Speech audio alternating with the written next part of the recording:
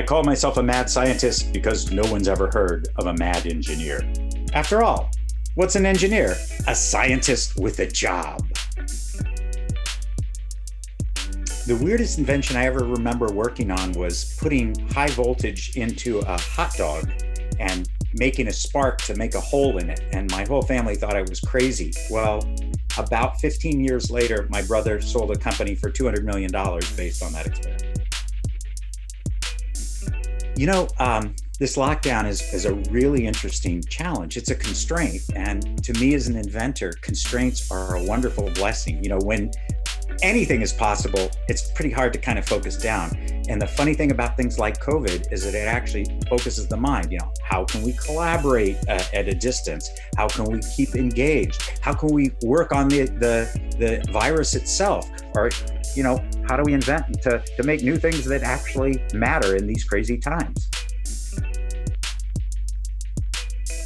I would have told myself to goof off more, to play. You know, we get so focused on getting the right answer and, you know, doing our best all the time that we become kind of rigid and failure intolerant. If I could reach back through a time machine, I'm working on one, you know, I would tell myself, don't worry so much and kind of goof off some more, because those have been the times when I've been the most creative.